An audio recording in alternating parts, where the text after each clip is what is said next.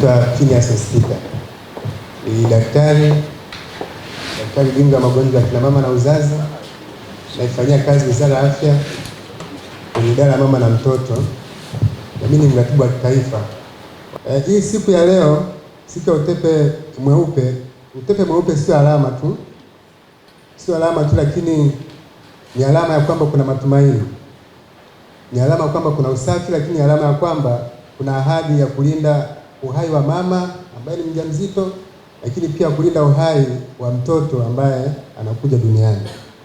Na binafsi tu niseme pia nimefurahishwa na hii kauli mbiu ya mwaka huu kwamba mtoto ni zawadi maalum.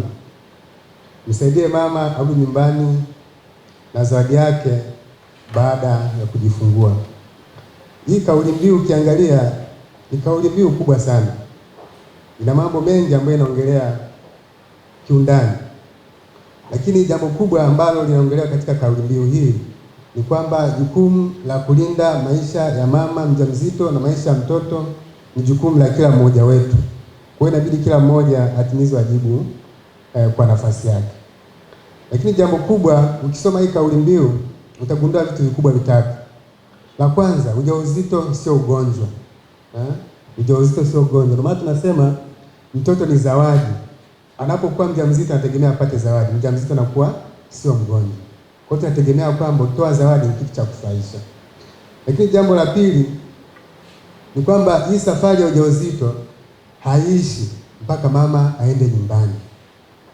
Safari ya ujauzito haiishi mpaka mama anapokuwa ameingia mlangoni nyumbani kwake na mtoto wake akiwa salama, ndio tunasema safari imeisha. Lakini jambo la tatu ambalo ni kubwa ni kwamba ujauzito pamoja na kujifungua ni wajibu wa kila mmoja. Na ndio maana siku ya leo nimeona kuna watendaji wa ngazi ya jamii, kuna wengine ambao ni viongozi hapa, kuna viongozi wa dini, kuna viongozi wa serikali, kuna viongozi wa mashirika. Kila mmoja anawajibika kwa nafasi yake. Watoa huduma wanawajibika kwa nafasi yao wakiwa katika vituo vya kutolea huduma za afya kuhakikisha kwamba mama anapokuwa mjamzito anapata huduma ambazo ni sahihi na anatoka akiwa salama. Ndugu zangu ambao tupo hapa, kama nilivyosema kwamba jukumu la kumlinda mtoto ni jukumu la kila mmoja. Kwa hiyo ningependa mambo machache kuweza kuyasisitiza. Kwanza, kama alivyosema wenzetu, wanaume tusibaki nyuma. Kuna kazi kubwa ya kufanya katika kulinda uhai wa mama mjamzito na uhai wa mtoto. Ni muhimu sana tuwape support ya kina mama wanapokuwa wajawazito.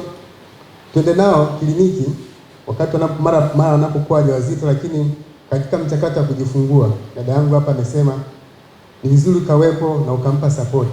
Na sasa hivi serikali imeimarisha vituo vyake, imekuwa bora zaidi. Katika baadhi ya hospitali tatu tumeshatengeneza maeneo ambayo mama akiwa mjamzito wakati anajifungua, baba anapata nafasi ya kuwepo. Naita birth companionship.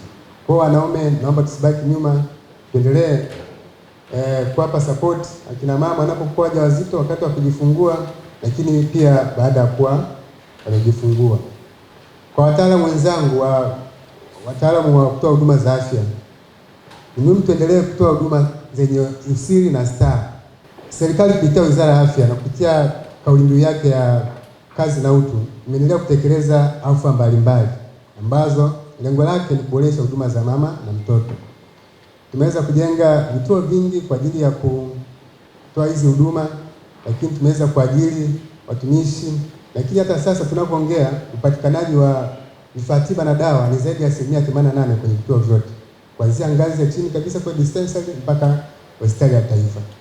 Lakini pia miundombinu ambayo imejengwa imeendelea kuboresha huduma, na kuna baadhi ya afua kama mama imeendelea kufanya vizuri katika kuwasafirisha mama sasa maeneo ya vijijini kutoka sehemu moja kwenda kituo cha kingine. Lakini pia kuna makundi ya WhatsApp ambao watu wa huduma nawaambia wafanye consultation au tunaita telemedicine, ili waweze kupatiana utaalamu na kuweza kujua namna ya kumhudumia mama anapokuwa mjamzito.